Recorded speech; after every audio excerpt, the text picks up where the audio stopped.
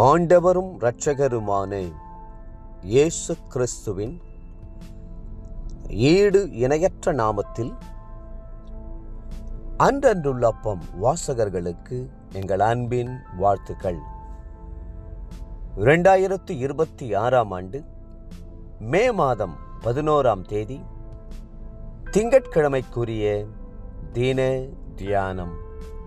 இன்றைய தலைப்பு பாவத்துக்கு மரிப்பதால் ஜெயம். 1 கொரிந்தியர் 15ஆம் அதிகாரம் 55 மற்றும் 57ஆம் வசனங்கள் சொல்லுகிறது, மரணமே உன் கூர் எங்கே, பாதாளமே உன் ஜெயம் எங்கே. நம்முடைய கர்த்தராகிய இயேசு கிறிஸ்துவினாலே நமக்கு ஜெயம் கொடுக்கிற தேவனுக்கு ஸ்தோத்திரம். இயேசு கிறிஸ்து உயிர்த்தெழுந்தார். மரணத்தையும் பாதாளத்தையும் சாத்தானையும் ஜெயித்தவராய் ஜெய கெம்பீரமாய் உயிர்த்தெழுந்தார். அவருடைய பிள்ளைகளாகிய நாம் அந்த உயிர்த்தெழுதலின் வெற்றியை சுதந்தரித்துக் கொண்டு மரணத்தின் முதுகெலும்பை தட்டி, மரணமே உன் கூர் எங்கே, பாதாளமே உன் ஜெயம் எங்கே என்று வெற்றி முழக்கமிடுகிறோம்.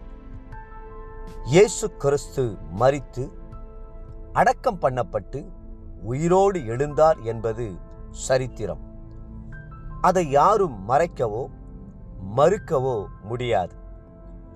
ஆனால் அதை வெறும் சரித்திர நிகழ்ச்சியாகவே வைத்துக் கொண்டிருந்தால் நமக்கு எந்த பிரயோஜனமும் ஏற்பட போவதில்லை. பயபக்தியோடு சிலுவை அண்டையில் வந்து நின்று, எனக்காகவே நீர் மரித்தீர், எனக்காகவே அடக்கம் பண்ணப்பட்டீர், எனக்காகவே உயிரோடு எழுந்தீர் என்று சொல்லி மனதார ஏற்றுக்கொள்ளும் போது மட்டுமே உங்களுக்கு ரட்சிப்பு உண்டாகும். இன்னொரு படி இருக்கிறது.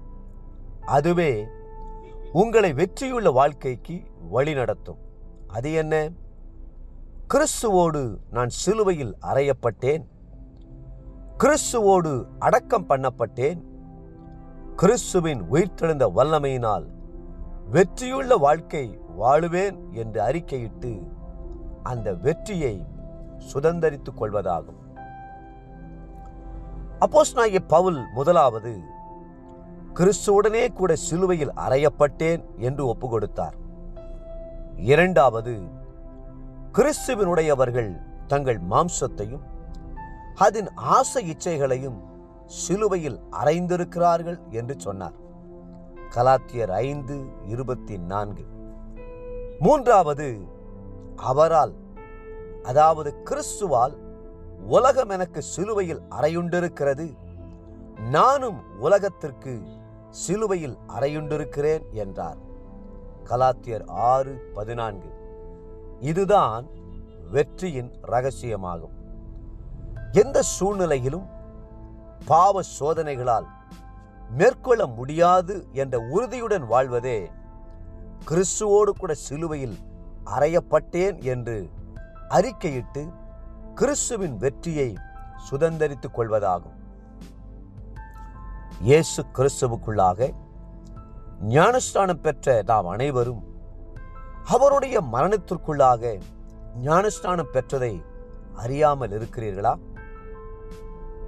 மேலும் பிதாவின் மகிமையினாலே கிறிஸ்து மரித்தோரில் இருந்து எழுப்பப்பட்டது போல நாமும் புதிதான ஜீவனுள்ளவர்களாய் நடந்து கொள்ளும்படிக்கு அவருடைய மரணத்திற்குள்ளாக்கும் ஞானஸ்நானத்தினாலே கிறிஸ்துவுடனே கூட அடக்கம் பண்ணப்பட்டோம். ஆதலால் அவருடைய மரணத்தின் செயலில் நாம் இணைக்கப்பட்டவர்களானால் அவர் உயிர்த்தெழுதலின் செயலிலும் இணைக்கப்பட்டிருப்போம்.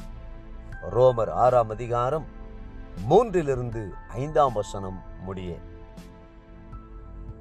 தேவப்பிள்ளைகளே, கிறிஸ்துவனுடைய பாடுகள், மரணம், உயிர்த்தெழுதலை விசுவாசித்து அதன் பின்பு ஞானஸ்நானம் பெற்று இருப்பீர்களேயானால் எப்போதும் அதை அறிக்கை செய்து ஜெயமுள்ள வாழ்க்கை வாழுங்கள்.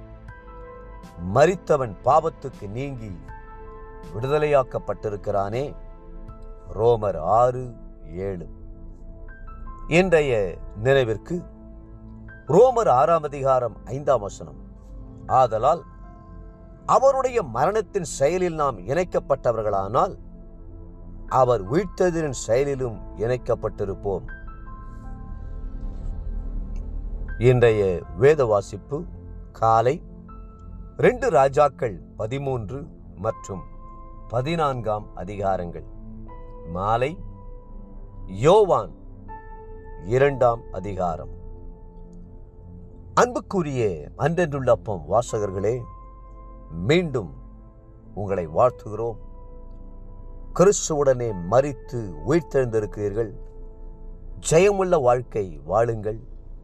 கர்த்தர் உங்களை ஆசீர்வதித்து மென்மேலும் உயர்த்துவாராக. ஆமென்.